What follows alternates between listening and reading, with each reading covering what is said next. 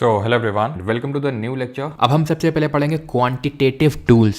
क्या पढ़ेंगे? Quantitative tools. Bank rate, repo rate, reverse repo rate, MSF that is marginal standing facility on outright purchase. ध्यान समझना, जब bank को RBI से लोन लेना होता है एक लंबी समय अवधि के लिए तो बैंक रेट, जब बैंक को लोन लेना होता है आरबीआई से एक छोटी समय अवधि के लिए रेपो रेट, जब बैंक को लोन लेना होता है आरबीआई से बहुत ही ज़्यादा छोटी समय अवधि के लिए एमएसएफ मार्जिनल स्टैंडिंग फैसिलिटी। तीनों सिमिलर हैं लेकिन सेम नहीं है। यहाँ पे क्या है? लॉन्ग टर्म के लिए लिया जा रहा है। यहाँ पे क्या है? शॉर्ट टर्म के लिए लिया जा रहा है। यहाँ पे क्या है? एकदम यहाँ पर ओवरनाइट, रात भर के लिए लोन लिया जा रहा है, मतलब बहुत ही शॉर्ट टर्म है, ओवरनाइट परचेज है ये।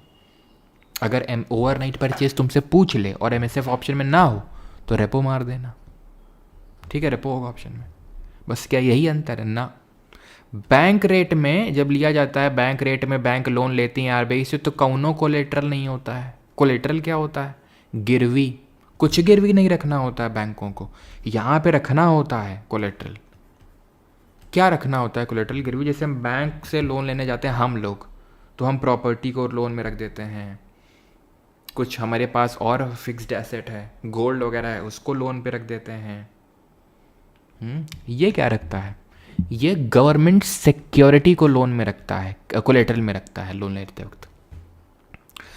फुल फॉर्म क्या होगा रेपो का? Repurchase obligation. लिख दूं यहाँ पे, रीपरचेज ऑब्लिगेशन। मतलब ए आरबीआई, बैंक बोलेगा ए आरबीआई ये गवर्नमेंट सिक्योरिटी ले लो हमसे, ले लो, नहीं ले लो तुम, और पैसा दे दो हमें, ठीक?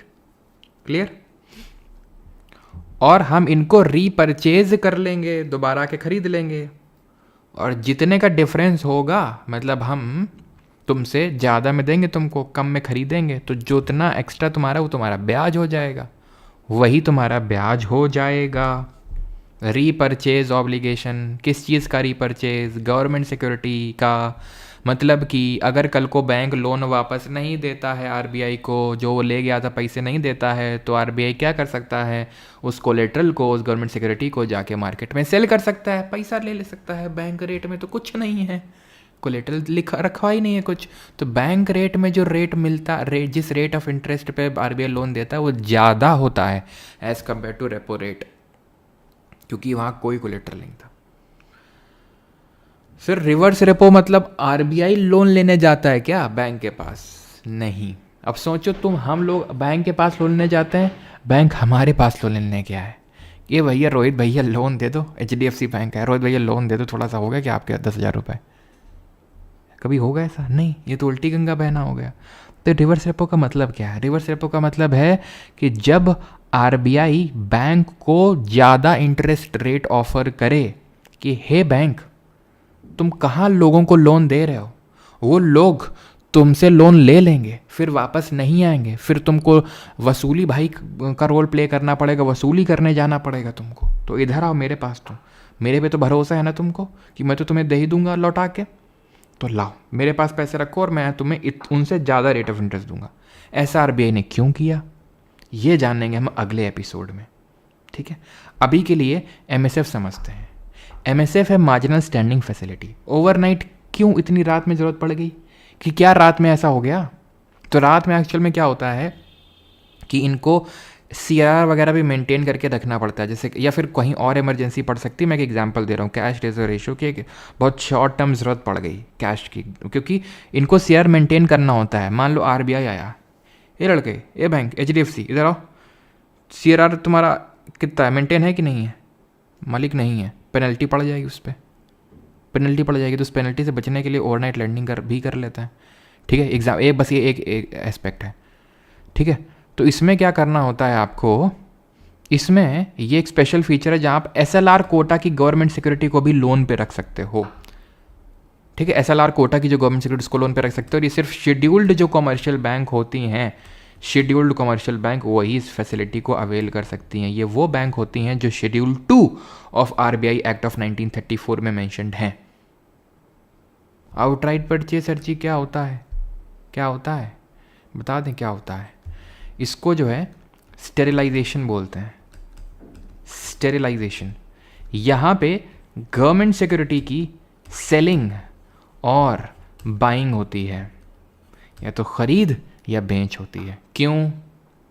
अगला एपिसोड आ गया।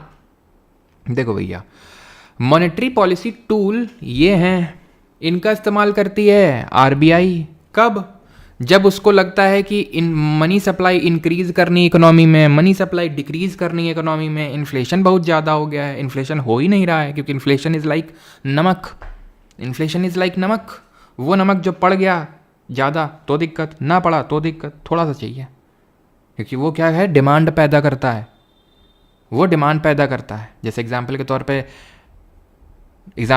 पे मनी सप्लाई बढ़ गई एकदम से।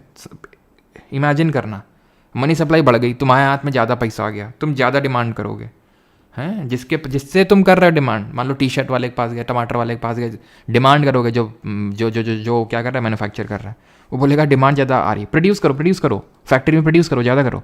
फैक्ट्री में प्रोड्यूस ज़्यादा होगा तो कैसे होगा? लोग ज़्यादा चाहिए, वो लोग ज़्यादा चाहिए तो उनको रोज़गार मिलेगा, उनको इनकम मिलेगी, तो इस तरह से वो क्या होगा, जनरेट हो जाएगा, है ना, इकोनॉमी जो डिमांड है। तो इसलिए एक मॉनेटरी पॉलिसी कमेटी है 6 लोगों की। उर्जित पटेल कमेटी 2016 में बनी थी। उर्जित पटेल पूरे आरबीआई के गवर्नर थे पहले। उन्होंने बोला था कि एक इस तरह की कमेटी बननी चाहिए 6 सदस्यों की, जो डिसाइड करे कि भाई क्या कौन सा रेट होना चाहिए, सीआरआर कितना होना चाहिए, एसएलआर कितना होना चाहिए, ये सारे रेट कितने होने चाहिए। तो फिर 6 मेंबर की एक कमेटी बनाएगी जिसमें कि 3 आए आरबीआई से और 3 आए गवर्नर से, और ये लोग डिसाइड करते हैं कि क्या मॉनेटरी पॉलिसी क्या किस तरह से क्या रेट होंगे। इसमें से जो चेयरमैन होता है वो कौन होता है? वो आरबीआई का जो गवर्नर होता है वो होता है, ठीक है। तो इन टूल्स को जिस तरह से यूज़ करते हैं उनको हम 2 कैटेगरी में डिवाइड करते हैं। तो ये जो आप देख रहे हो क्वांटिटेटिव, और दूसरे होते हैं क्वालिटेटिव। क्वालिटेटिव उतने इंपॉर्टेंट नहीं होते जितने कि क्वांटिटेटिव होते हैं, ठीक है। तो ये जो रेट होते हैं ये at least 4 times a year decide किए जाते हैं, 4 टाइम। अब ध्यान समझना, 2 केसेस हैं। एक है इन्फ्लेशन का केस और एक है डिफ्लेशन बोल लो, या फिर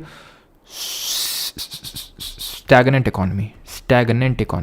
स्टैगनेंट का मतलब होता है ग्रोथ है ही नहीं इकोनॉमी में, इकोनॉमी एकदम सुस्त पड़ी हुई है, एकदम स्टेबल सुस्त, कुछ डिमांड जनरेट ही नहीं हो रही है।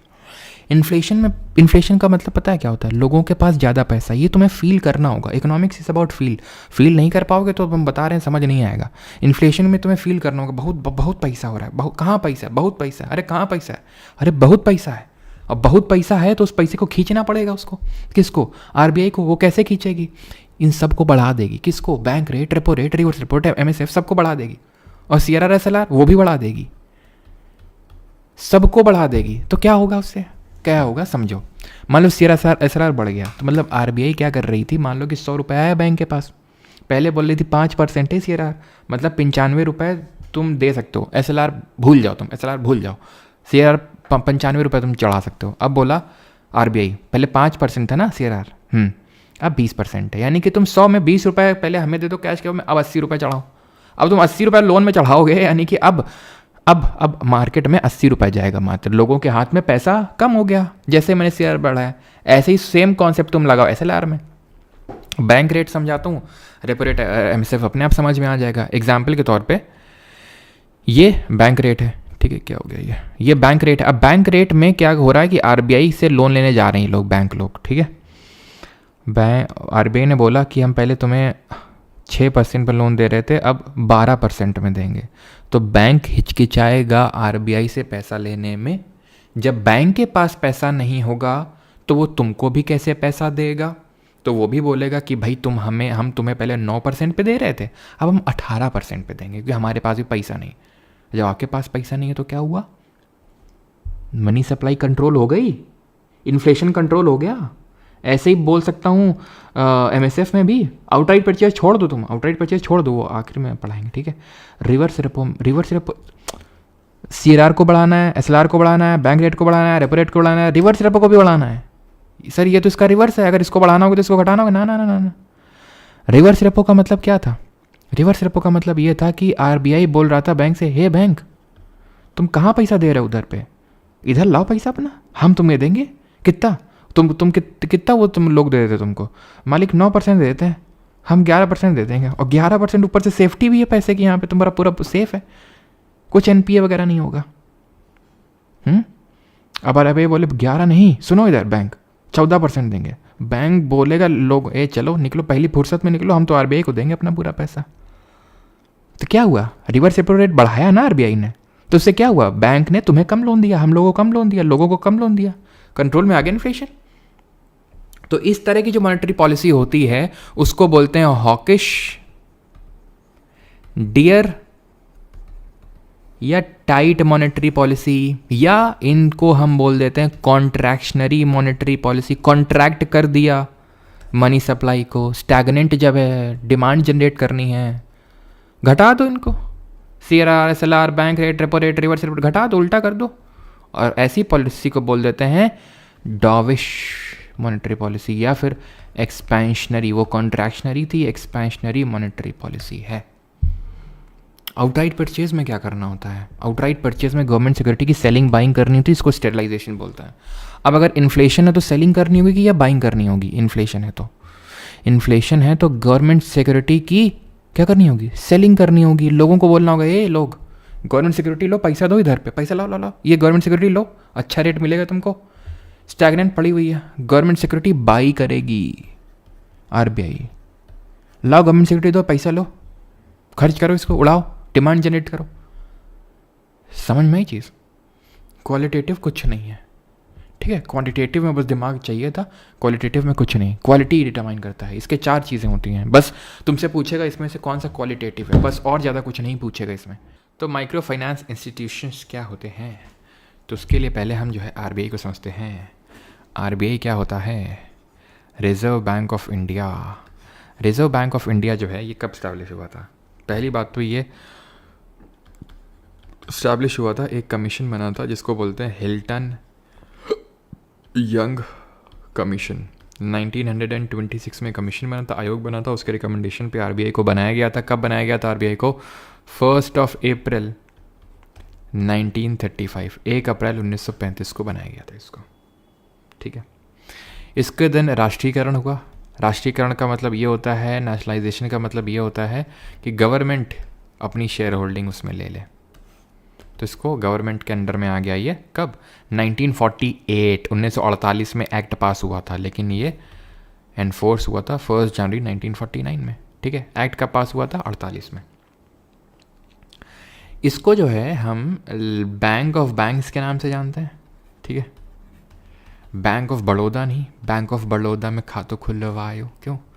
बैंक ऑफ बैंक्स और lender of last resort, lender of last resort क्यों बोलते हैं ऐसा? बैंकों को जब कहीं से लोन नहीं मिलता है तो वो RBI के पास जाती हैं कि लोन दे दो, और बैंक इसलिए लेंडर ऑफ लास्ट रिसॉर्ट। और बैंकों को रेगुलेट करने का काम, रेगुलेटरी जो अथॉरिटी है दैट इज RBI, इसलिए इसको बैंक ऑफ बैंक्स के नाम से जानते हैं। क्लियर इतनी चीज़? यहाँ तक किसी कोई प्रॉब्लम तो नहीं है? अब RBI एक एक्ट आया था 1934 में जिसने कि ये पावर दी है कि ये बैंकों को रेगुलेट कर सकता है। इसी के तहत ही हमारी वो कमर्शियल बैंक आती हैं, शेड्यूल्ड कमर्शियल बैंक, ध्यान रखना 2nd नंबर शेड्यूल में आती हैं। अच्छा, बैंकों का राष्ट्रीयकरण कब हुआ था? तो बैंकों का जो पहला फेज़ में राष्ट्रीयकरण हुआ था वो 1969 में, 1969 में, ठीक है? फर्स्ट फेज़ ऑफ नेशनलाइजेशन हुआ था जहाँ पे 14 बैंकों को नेशनलाइज किया गया था।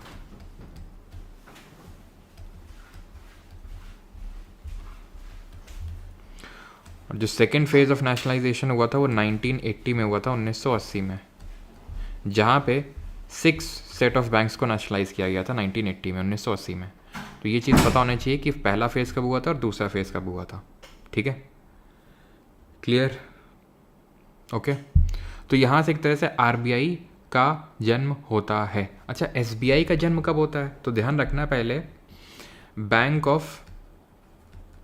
ऑफ कैलकाटा एक एग्जिस्ट करती थी, 1806 में बनी। एक बैंक ऑफ बॉम्बे एग्जिस्ट करती थी, 1840 में बनी।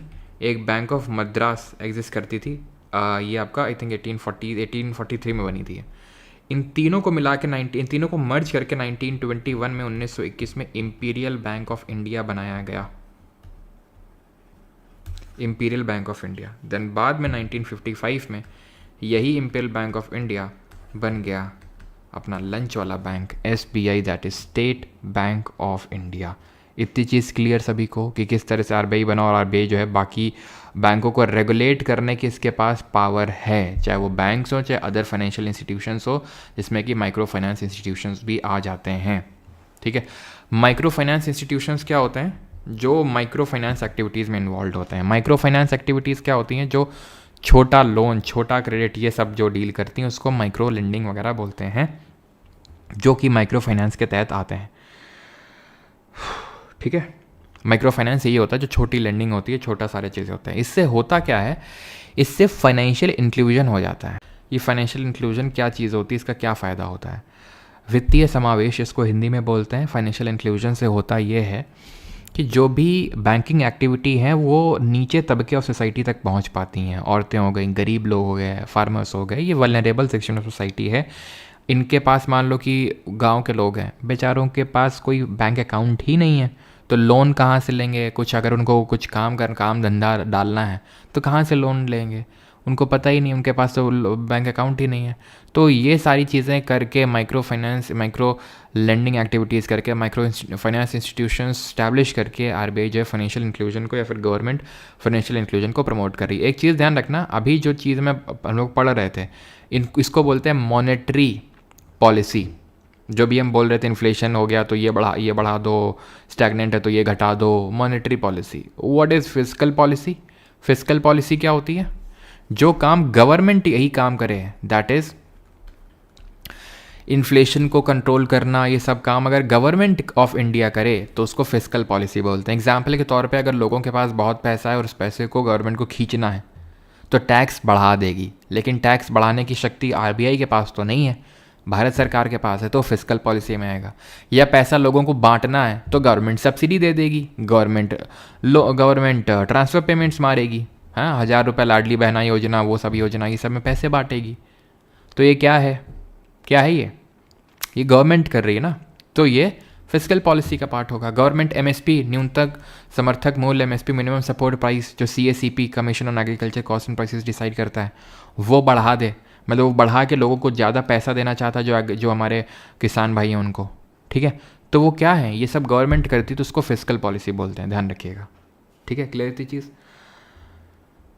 चलो, तो माइक्रो फाइनेंस इंस्टीट्यूशंस क्या होते हैं? जो माइक्रो लेंडिंग करते हैं, जो ये देखते हैं कि किसकी इनकम कम है। जैसे फॉर एग्जांपल किसी की वार्षिक इनकम है 3 लाख पर एनम की, ठीक है, वार्षिक इनकम है 3 लाख पर एनम की, तो ये मैक्सिमम है। इससे ऐसे नीचे जिसकी इनकम है तो वो छोटे लोन अवेल कर सकता है, लाइक 1 लाख रुपए तक के वो लोन अवेल कर सकता है। That is called as micro finance activity, जो माइक्रो फाइनेंस इंस्टीट्यूशन प्रोवाइड करते हैं। फादर ऑफ जो माइक्रो फाइनेंस इंस्टीट्यूशन बोला जाता है वो किसको बोला जाता है? वो बोला जाता है किसको बोला जाता है, बताओ जल्दी से? मोहम्मद यूनुस को। क्यों बोला जाता है इसको? क्योंकि ये फाउंडर है बांग्लादेश ग्रामीण बैंक का। पूरा नहीं लिख रहा हूँ, जो लिख ही देता हूँ, बांग्लादेश ग्रामीण बैंक का फाउंडर है ये।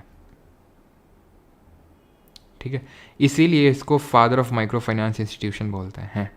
इसको 2006 में नोबेल पीस प्राइज़ ही मिला था, और ये बांग्लादेश की इंतरिम गवर्नमेंट का करंट में लीडर भी है।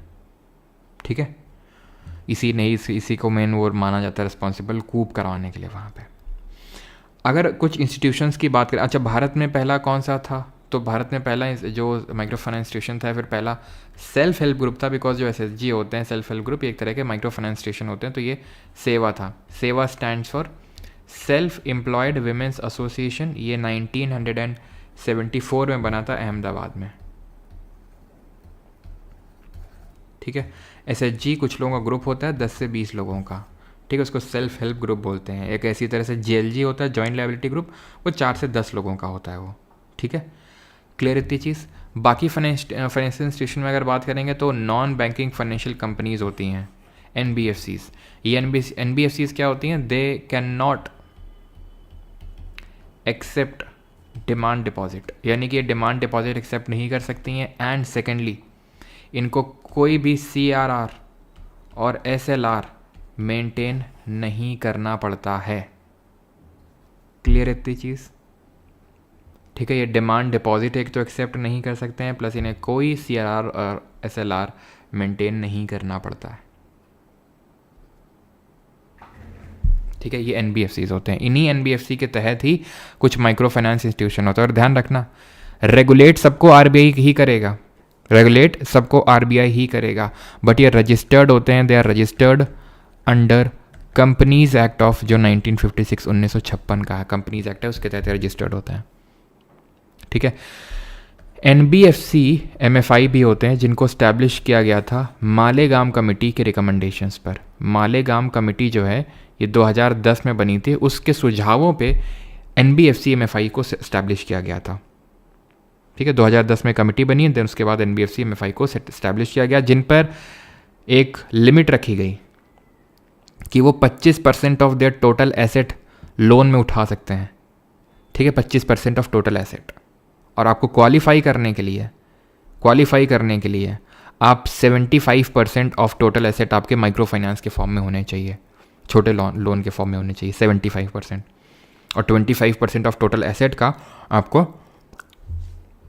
माइक्रो फाइनेंस के तौर पे देना है उसको। क्लियर इतनी चीज़ यहाँ तक। अब हम आते हैं मॉनेटरी एग्रीगेट्स पे, जो आप में से किसी ने भी बोला था ना, M0, M1, M2, M3, वो यहीं पर पढ़ते हैं हम, मॉनेटरी एग्रीगेट के तहत ही पढ़ते हैं हम।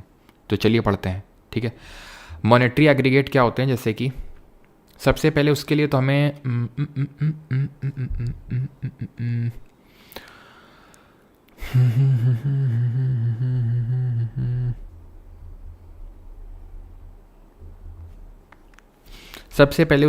ये समझना होगा, कुछ नहीं समझना होगा, चलो पहले यही समझते हैं। देखो लिख देता हूँ मैं यहाँ पे M0, M1, M2, M3 और M4। एक सेकंड रुक जाओ बस।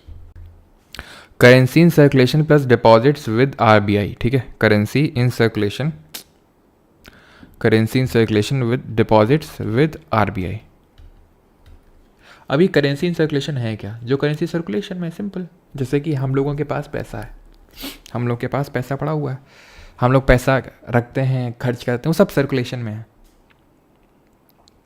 करेंसी इन सर्कुलेशन प्लस बैंकों के पास भी कुछ पैसा है जो अपने रोज़मर्रा के खर्च के लिए रखते होंगे, नहीं रखते होंगे? बताओ मुझे, रखते होंगे ना। जैसे मान लो तुम गए, ठीक है, तुम बैंक के लिए बड़ी मछली हो, बड़ी मछली इन दी सेंस बैंक वालों को पता है तुम्हारे अकाउंट में काफ़ी अच्छा खासा पैसा है। सर हम ये बोल रहे थे सर, आ जाते थोड़ा सा चाय नाश्ता भी हो जाता और थोड़ा सा बात भी हो जाती।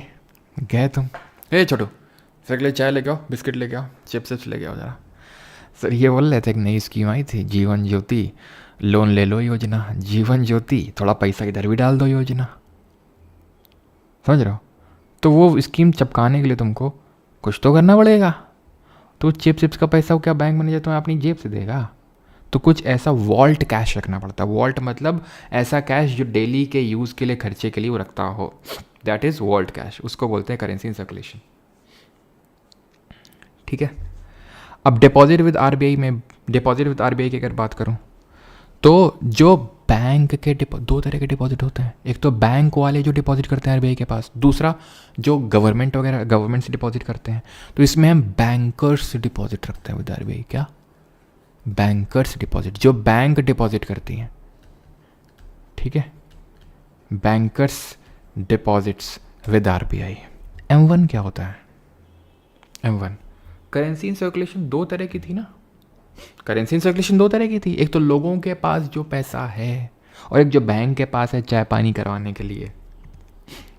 तो जो लोगों के पास है उसको ले लो इसमें, करेंसी विद पब्लिक प्लस अब बैंक का डिपॉजिट नहीं, अदर डिपॉजिट ले लो विद आरबीआई, प्लस जो बैंक के पास डीडी पड़ा हुआ है, डिमांड ड्राफ्ट नहीं, डिमांड डिपॉजिट। ये डिपॉजिट आएंगे दो तरह की थी, अभी पढ़ाए थे थोड़ी देर पहले, डिमांड डिपॉजिट, टर्म डिपॉजिट या टाइम डिपॉजिट, जो लाइबिलिटीज़ हैं। तो उसमें से डिमांड डिपॉजिट ले लो, M1। अच्छा, M2 क्या है? M2 क्या है? M1 उठाओ पूरा पूरा और पोस्ट ऑफिस की सेविंग्स मार दो सीधा का सीधा। M3 क्या है? फिर M1 उठाओ, M2 मत उठा लेना गलती से, हाँ नहीं बता रहे हैं। फिर M1 उठाओ और टर्म डिपॉजिट या टाइम डिपॉजिट इंक्लूड कर दो। वहाँ DD था, यहाँ TD है। M4, M3 उठाओ इस बार और टोटल पोस्ट ऑफिस की सेविंग्स, टोटल पोस्ट ऑफिस की सेविंग्स। ये जो M3 है ना, इसी को टोटल मनी सप्लाई बोलते हैं। यही है टोटल मनी सप्लाई, क्योंकि सबसे ज़्यादा पैसा अगर कहीं पड़ा हुआ है तो वो बैंक के पास एज ए टाइम या टर्म डिपॉजिट के तौर पे पड़ा हुआ है। इसमें जो है पूछता है, क्या पूछता है? ये पूछता है कि जल्दी बताओ ये नैरो मनी कौन सी, ब्रॉड मनी कौन सी और हाई पावर्ड मनी कौन सी। तो ध्यान रखना, ये जो M0 दिख रहा है ना तुमको, this is your high powered money या फिर बेस मनी या फिर रिजर्व मनी। और M1 क्या है? M1 क्या है? Narrow money. M3 क्या है? M3 है ब्रॉड मनी। ठीक, तो नैरो मनी, ब्रॉड मनी समझ में आया। हाई पावर्ड मनी क्या है, बेस मनी क्या है, रिजर्व मनी क्या है? क्लियर इतनी चीज़। एसेट क्या होता है? जो बैंक लोन में पैसा देती है उसको एसेट बोलते हैं। और अगर वो परफॉर्म ना करे, परफॉर्म करना बंद कर दे, परफॉर्म करना बंद कर दे से मतलब होता है कि या तो उसमें ब्याज आना बंद हो जाए और जो मूलधन है वो भी नहीं मिल रहा है। तो एसेट तीन तरह के होते हैं। एक रेगुलर एसेट, रेगुलरली आ रहा है, पैसा आ रहा है, जैसे दिया लोन 1 लाख, ब्याज मिले जा रहा है, पैसा भी मूलधन भी बाद में मिल गया। स्ट्रेस्ड एसेट क्या होता है? 90 दिन से पैसा आ नहीं रहा है, 3 महीने से, देखो तो जरा क्या हो रहा है, स्ट्रेस में है एसेट। और NPA पता है कब होता है? जब ओवर ड्यू हो इंटरेस्ट रेट, प्रिंसिपल पेमेंट भी। कब? 90 दिन से ज़्यादा, तो उसको नॉन परफॉर्मिंग एसेट बोल। अभी आते हैं एक final important concept and that is budget. तो रिसीट और एक्सपेंडिचर। रिसीट मतलब इनकम हो रही है। रेवेन्यू रिसीट में आता है, जैसे गवर्नमेंट को 2 तरह की इनकम हो सकती है, तो टैक्स से इनकम हो सकती है या नॉन टैक्स इनकम हो सकती है गवर्नमेंट को। टैक्स या नॉन टैक्स। टैक्स में भी 2 तरह की इनकम है, डायरेक्ट टैक्स और इनडायरेक्ट टैक्स।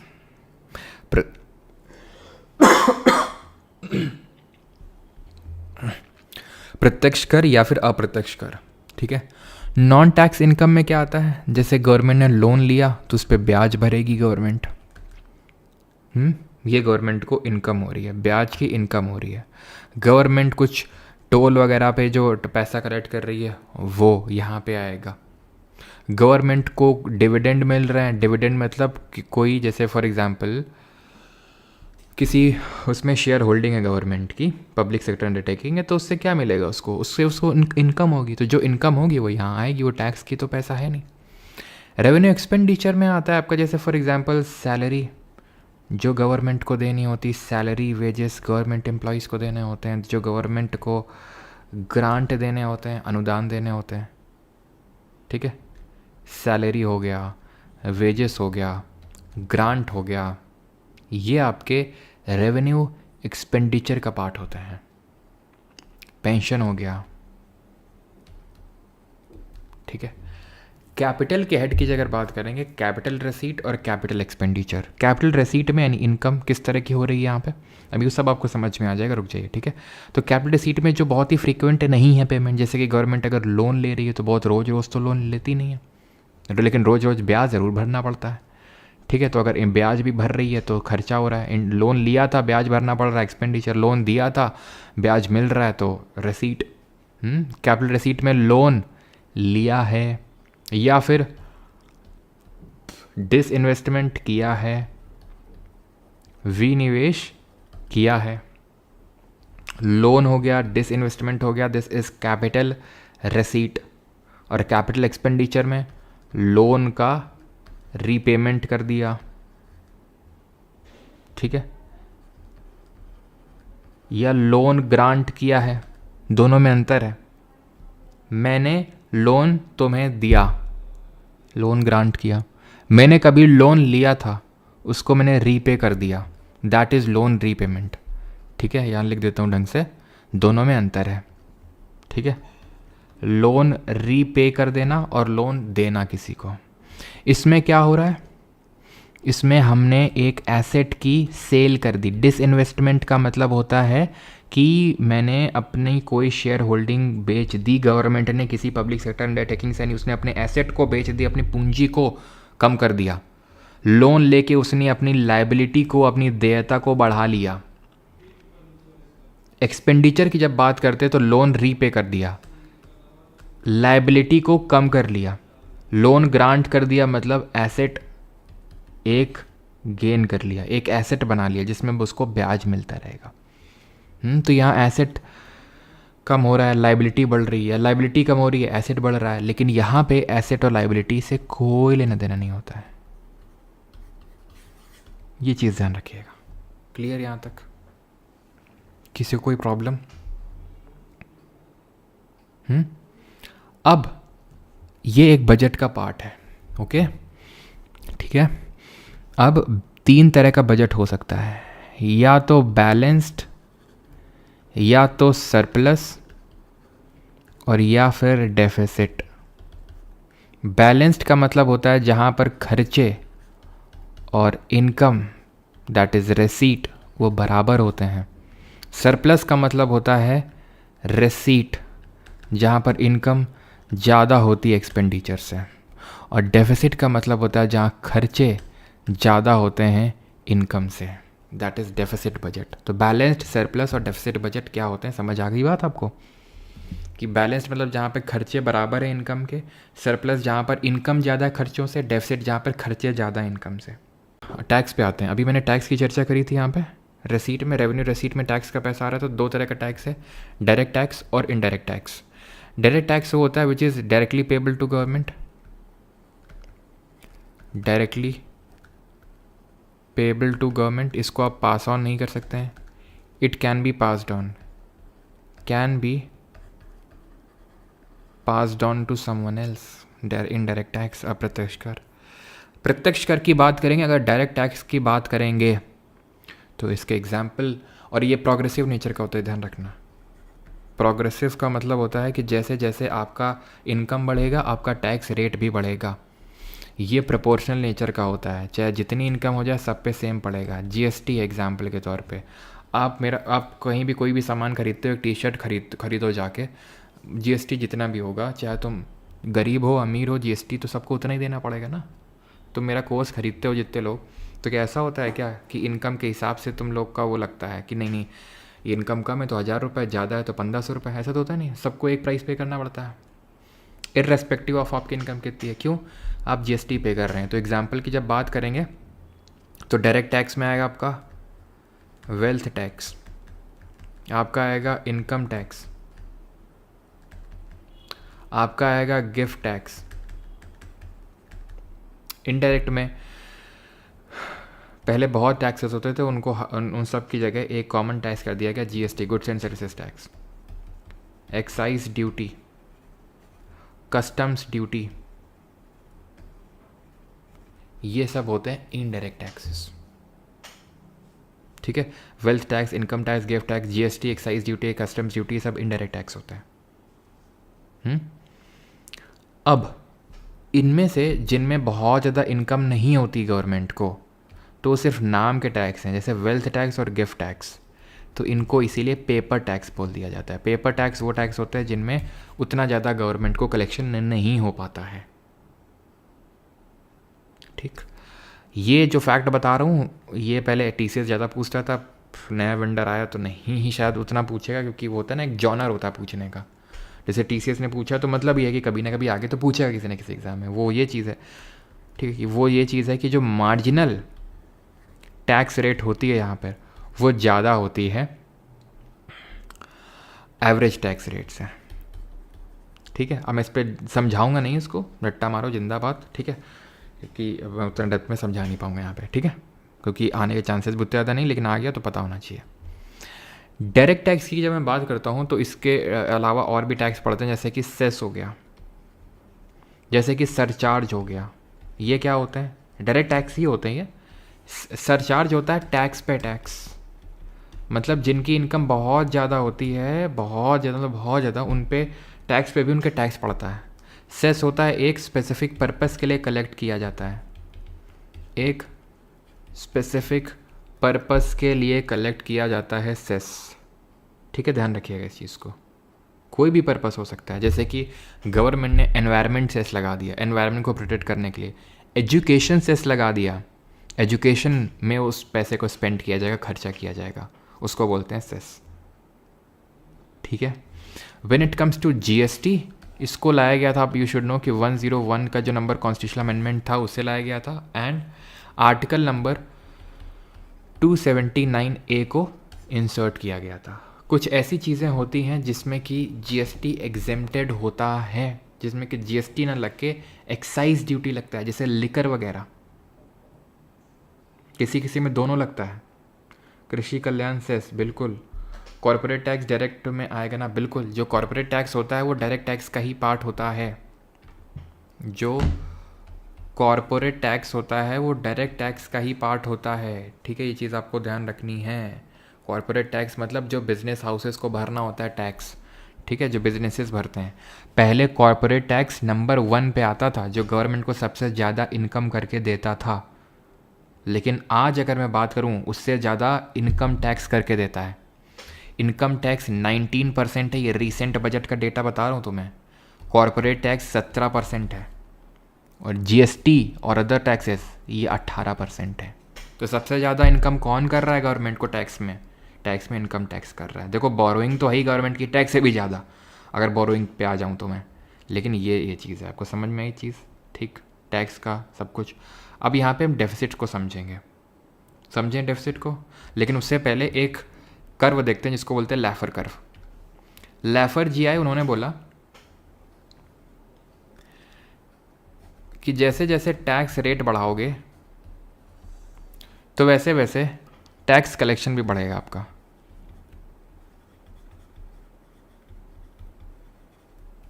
ठीक है, जैसे जैसे टैक्स रेट बढ़ाओगे, जैसे जैसे टैक्स रेट बढ़ाओगे वैसे वैसे वैसे वैसे वैसे टैक्स कलेक्शन बढ़ता जाएगा। जैसे टैक्स रेट तुमने बढ़ाया बढ़ाया बढ़ाया, टैक्स कलेक्शन बढ़ता गया बढ़ता गया बढ़ता गया बढ़ता, एक पॉइंट के बाद वो घटता जाएगा घटता जाएगा घटता जाएगा घटता जाएगा। क्यों घटता जाएगा? क्यों घटता जाएगा?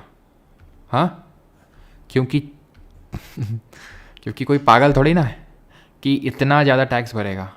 अब मान लो कि 10% टैक्स रेट तुमने किया, लोगों ने भरा, 20% किया, भरा 30% किया, भरा 45, भरा 50, भरा 60% कर दिया।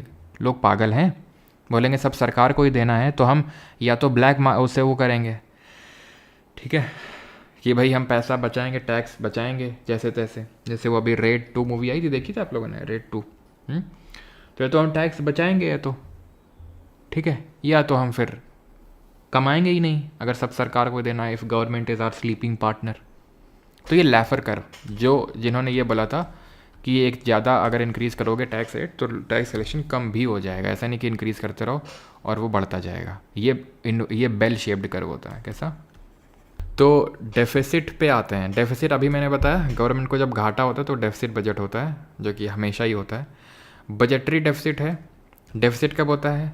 जब गवर्नमेंट के खर्चे ज़्यादा हैं इनकम से, that is total expenditure minus total income, जिसको कि रेसीट बोलते हैं। फिस्कल डेफिसिट क्या होता है? टोटल एक्सपेंडिचर, सारे खर्चे, माइनस टोटल रेसीट। एक्सक्लूडिंग बोरोइंग, पूरे खर्चे माइनस पूरी इनकम। लेकिन भैया याद करो, कैपिटल रिसीट में बोरोइंग पड़ी थी, जो तुमने लोन लिया था उसको हटा देना सर। लिखने का एक और तरीका, डब्बा डब्बा लगा दूं, टोटल रिसीट मतलब revenue receipt plus capital receipt minus loan कर दूं। इसको लिखने का और एक तरीका होता है कि लिख दूं क्या, non debt creating capital receipt. मतलब लोन जो होता है वो डेट क्रिएटिंग कैपिटल रिसीट होता है, तो लोन के अलावा जो non debt creating capital receipt है उसको रखना यहाँ पे। समझ में आई बात? 0.5x स्पीड में बोला हूँ मैं ये बात, ताकि भेजे में घुस जाए। Non debt creating capital receipt, या तुम कैपिटल रिसीट ले लो और माइनस कर दो डेट क्रिएटिंग कैपिटल रिसीट, कुछ भी हो बात तो एक ही है। तो गवर्नमेंट की बोरोइंग के बारे में ये बता देता है हमको फिस्कल डेफिसिट, राजकोषीय घाटा। प्राइमरी डेफिसिट होता है fiscal deficit minus interest payment. Government ने लोन लिया होगा, उस लोन पे ब्याज भरेगी, उस ब्याज को अगर आप फिस्कल डेफिसिट से घटा देंगे तो प्राइमरी डेफिसिट यानी प्राथमिक घाटा आ जाएगा। Revenue deficit simple, revenue expenditure minus revenue receipt. Sir हमें तो इफेक्टिव रेवेन्यू डेफिसिट निकालना है। इफेक्टिव अगर पूछ रहे इफेक्टिव रेवेन्यू डेफिसिट तो revenue expenditure minus revenue receipt plus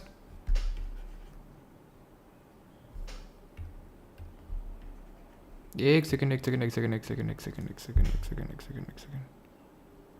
यहाँ पर एक चीज़ तो आपको बताई नहीं मैंने, and that is developmental expenditure.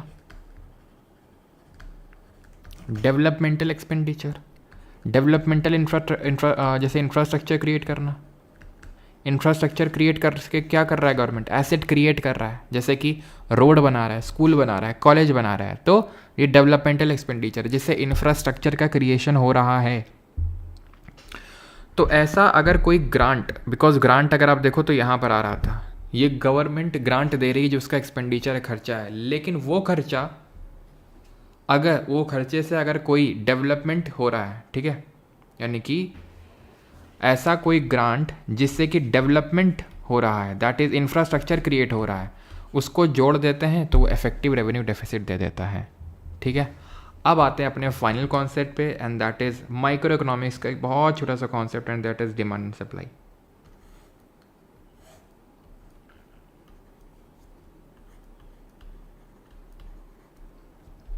यहाँ रखेंगे प्राइस, यहाँ रखेंगे आउटपुट,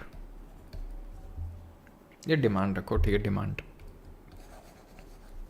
अभी डिमांड कर्व पढ़ रहे हैं, ठीक है, डिमांड कर्व, ठीक है। तो तुम मुझे बताओ, जैसे ये एक है 10 रुपये का प्राइस है टमाटर का, 20 रुपये किलो, 30 रुपये किलो, ठीक है, 40 रुपये किलो, और ये डिमांड है 1 किलो, 2 किलो, 3 किलो और 4 किलो। तो अब बताओ कि 10 रुपये प्राइस चल रहा है, कितना मांगोगे तुम? सर सबसे ज़्यादा तो 4 किलो दो, क्योंकि 10 रुपये में तो मैं खूब खाऊंगा टमाटर। अब बड़ा 20 रुपये हो गया अभी तो थोड़ा सा कम कर दो सर, 3 किलो कर दो। बड़ा 30 रुपये हो गया सर, थोड़ा और कम कर दो सर, 2 रुपये में 2 कर लो सर। 40 रुपये हो गया अभी तो, अब सर थोड़ा कम कर दो, 1 किलो ही दो बस।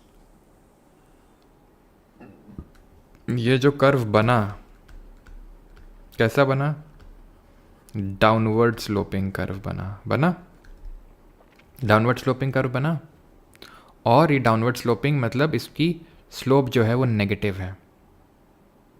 ओके, ये डाउनवर्ड स्लोपिंग कर्व है और ये नेगेटिव कर्व है, नेगेटिव स्लोप का कर्व है, ठीक है।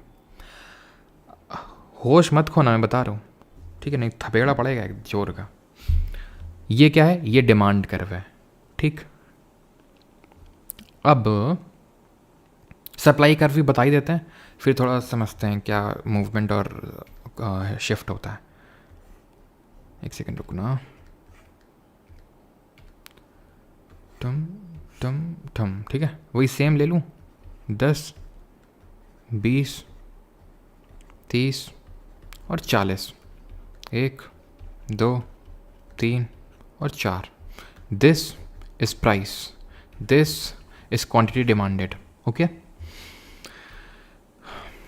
तुम सप्लायर हो, तुम टमाटर प्रोड्यूस करते हो फील्ड में, मंडी में लेके आते हो, मैं बोलता हूँ ये लड़के इधर 40 रुपये चल रहा है, 40 रुपये दाम चल रहा है टमाटर का, कितना प्रोड्यूस करोगे जाके घर में बता। मैं तुमसे बोलता हूँ 40 चल रहा है, ज़्यादा से ज़्यादा करेंगे, 4 किलो कर देंगे, प्राइस कम हो गया थोड़ा कम करेंगे, प्राइस और कम हो गया थोड़ा और कम प्रोड्यूस करेंगे, 10 रुपये मिल रहा है दाम, अरे यार क्या ही होगा इतने में तो। पॉजिटिव स्लोपिंग कर्व, ये हमने देखा कंज्यूमर के साइड से, ये हमने देखा सप्लायर के साइड से, समझ में आई बात। वो कंज्यूमर के साइड से, सप्लायर के साइड से हमने कर्व को प्लॉट किया और हमें पता चला कि वो डाउनवर्ड स्लोपिंग और ये पॉजिटिव स्लोपिंग कर्व है, अपवर्ड स्लोपिंग कर्व है ये, अपवर्ड स्लोपिंग, ठीक है। क्लियर है, इतनी चीज़ क्लियर सभी को। अब होता क्या है ना कि कुछ ऐसे केसेस में ये फेल कर जाता है, फेल कर जाता है मतलब हमने ये देखा कि प्राइस बढ़ते ही लोग कम डिमांड कर रहे हैं, और यहाँ पर प्राइस बढ़ते ही क्वांटिटी जो सप्लाई है, यहाँ पर सप्लाई आएगी वो ज़्यादा हो रही है, तो ये छोड़ दो, ये जितना पढ़ना था पढ़ चुके। लेकिन ये समझ में आ रहा है कि प्राइस बढ़ते ही क्वांटिटी डिमांड कम हो रही है, लेकिन कुछ ऐसे गुड्स होते हैं, कुछ ऐसे सामान होते हैं जिनका प्राइस जिनका बढ़ने पे डिमांड बढ़ जाती है, कोई फ़र्क उतना नहीं पड़ता है। 2 तरह के गुड्स होते हैं, एक तो गिफिन और एक वेबलिन।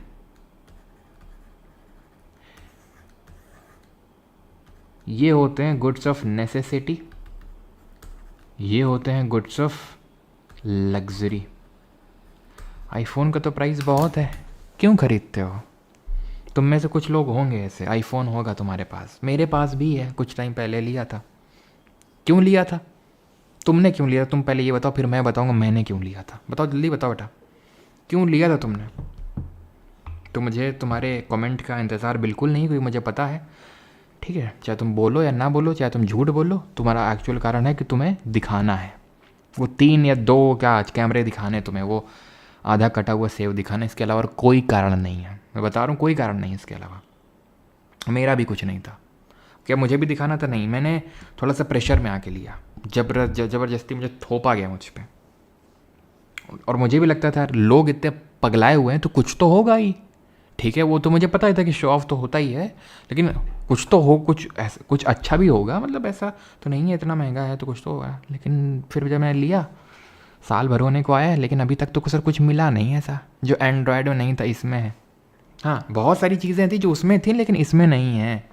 जैसे कि मैं कुछ लिख रहा हूँ टेक्स्ट, और मुझे जैसे मान लो जैसे ये लिखा हुआ है, अब मैं मुझे एन और डब्ल्यू के बीच में आना, यहाँ क्लिक करूँगा, साला वो क्लिक का नहीं होता है, तो दिमाग ख़राब हो जाता है, ठीक है। वो एन डब्ल्यू के बीच में लाना तो उसको एकदम घसीट के लाना पड़ता है स्पेस बार का यूज़ करके, ठीक है। तो ये है कारण। तो ये गुड्स को बोलते हैं वेबलिन गुड्स। तो ऐसे में क्या होता है कि आप प्राइस बढ़ाओ, उनकी डिमांड ही बढ़ती है। गुड्स ऑफ नेसेसिटी में क्या होता है, जैसे कि अब हम रोटी खाना तो बंद नहीं कर देंगे चाहे प्राइस बढ़े, और हम ज़्यादा से ज़्यादा स्टोर करेंगे, प्राइस बढ़ेंगे तो वो गिफन गुड्स होते हैं। अच्छा, इन्फीरियर गुड के केस में भी यही होता है। इन्फीरियर गुड के केस में क्या होता है कि उनकी भी बेचारों की डिमांड जो है, उनका जैसे उन लोगों की, चलो छोड़ो अभी इन्फीरियर गुड पे आते हैं, फिर रुक जाओ, इसको होल्ड करना है, इसको पॉज कर दो अभी, ठीक है। और जहाँ पे देखो पॉइंट ऑफ इक्विलिब्रियम होता है, जहाँ पर रेट आके फिक्स हो जाता है। अब 40 रुपये जब होगा दाम तो सप्लायर खूब सप्लाई करेगा, खरीदने वाला खरीदेगा नहीं। तो ऐसा कैसे हो सकता है कि सप्लायर खूब कर रहा है, खरीद नहीं रहा, तो फिर सप्लायर सप्लाई क्यों करेगा? तो ये चीज़ भी सही है, लेकिन आइडियल कंडीशन अगर वैसे देखें, नॉर्मल जो रियल कंडीशन है, तो वो ये होती है कि पॉइंट ऑफ इक्विलिब्रियम हो सकता है 20 रुपये पे आके चीज़ें सेटल कर जाएं, तो उसको हम पॉइंट ऑफ इक्विलिब्रियम बोलते हैं, ठीक है। जहाँ पर खरीदने वाला भी खरीद सके, बेचने वाला भी बेच सके। अब हम आते हैं कि मूवमेंट एंड शिफ्ट क्या होता है डिमांड कर्व में। मूवमेंट क्या होता है और शिफ्ट क्या होता है डिमांड कर्व में, डीसी। जो अभी पढ़ रहे थे वो मूवमेंट ही था। मतलब ये कि जैसे प्राइस बढ़ाने पे डिमांड कम हो रही थी। प्राइस बढ़ा रहे थे तो डिमांड कम हो रही थी, प्राइस कम कर रहे थे तो डिमांड बढ़ रही थी, यानी कि इन्वर्स रिलेशन है। तो ये जो ऐसे ऐसे ऐसे ऐसे हो रहा है ना, मूवमेंट है। मतलब प्राइस को चेंज करने पे जो डिमांड में चेंज आता है उसको मूवमेंट बोलते हैं। ओके। शिफ्ट क्या होता है, प्राइस को कांस्टेंट रख के अदर फैक्टर्स में चेंज लाते हैं तो उसको शिफ्ट बोलते हैं। What are those other factors? Income मेरी बढ़ गई तो मैं ज़्यादा डिमांड करूंगा, इनकम मेरी घट गई तो मैं कम डिमांड करूंगा। प्राइस तो कुछ हुआ नहीं, अदर फैक्टर है।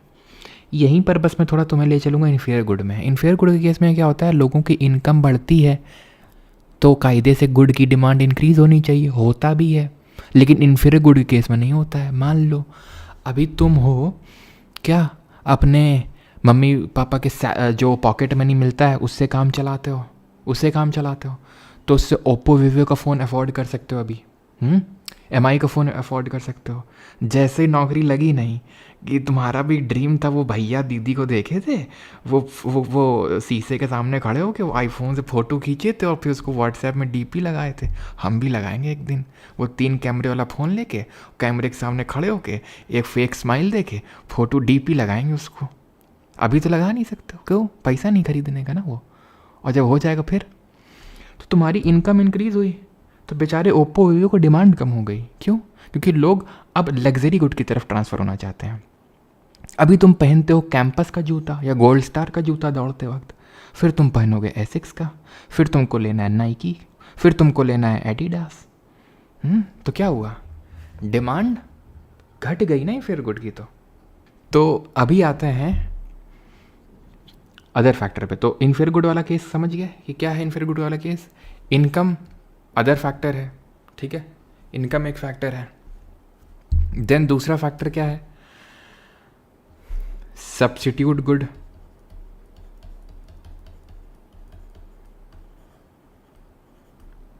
सब्स्टिट्यूट गुड का मतलब जैसे एग्जाम्पल के तौर पे चाय कॉफ़ी, टी एंड कॉफ़ी, चाय और कॉफ़ी। अगर चाय का प्राइस बढ़ जाए तो चाय की डिमांड तो कम हो जाएगी, तो वो चाय का मूवमेंट हुआ। क्या हुआ? चाय का मूवमेंट। लेकिन अब रुको, चाय का दाम बढ़ गया तो कॉफ़ी की डिमांड बढ़ गई। चाय का दाम बढ़ा तो कॉफ़ी की डिमांड क्यों बढ़ गई? क्योंकि दोनों सब्स्टिट्यूट गुड है ना। चाय लोग नहीं पियेंगे तो कॉफ़ी में शिफ्ट हो गए। प्राइस तो चेंज नहीं हुआ ना कॉफ़ी का तो प्राइस उतना ही है, लेकिन उसके सब्स्टिट्यूट का प्राइस बढ़ गया तो इसलिए उसकी डिमांड बढ़ गई। और एक होता है आपका कॉम्प्लीमेंट्री गुड। कॉम्प्लीमेंट्री गुड का मतलब होता है जैसे एग्जाम्पल के तौर पे, वैसे एग्जाम्पल तो मैं कुछ और देता हूँ बैच में, लेकिन चलो यही ले लो, टी एंड शुगर। चाय का दाम कम हो गया, शुगर का कोई दाम कम नहीं हुआ था, लेकिन शुगर की डिमांड बढ़ गई। क्यों? क्योंकि लोग, चाय का दाम कम हुआ तो चाय का डिमांड बढ़ेगी, वो मूवमेंट है चाय के कर्व का। लेकिन शुगर की अगर बात करेंगे तो उसका शिफ्ट है। क्यों? चाय का प्राइस कम हुआ तो लोग चाय ज़्यादा ज़्यादा पियेंगे, चाय ज़्यादा पियेंगे तो चीनी भी ज़्यादा लगेगी उसमें। ठीक, समझ आएगी चीज़? किसी कोई दिक्कत है? इलास्टिसिटी क्या होता है? What is elasticity? No, what is elasticity? Tell me fast. Elasticity is what? Elasticity is percentage change in demand upon percentage change in price. Price में कितना चेंज हुआ उसके एवज में डिमांड में कितना चेंज हुआ, दैट इज इलास्टिसिटी। जैसे तुमको एक झापड़ मारा मैंने, कोई फ़र्क नहीं पड़ता क्योंकि तुम हो क्या, मुझे फर्क नहीं पड़ता कि कौन मुझे क्या कहता है। एक वहीं दूसरा है, उसको मैंने कुछ बोल दिया, वो बेचारा रोने लगा, यानी कि वो बहुत रेस्पॉन्सिव है इन सब चीज़ों को लेके, तो उसको हम बोलेंगे वो ज़्यादा इलास्टिक है।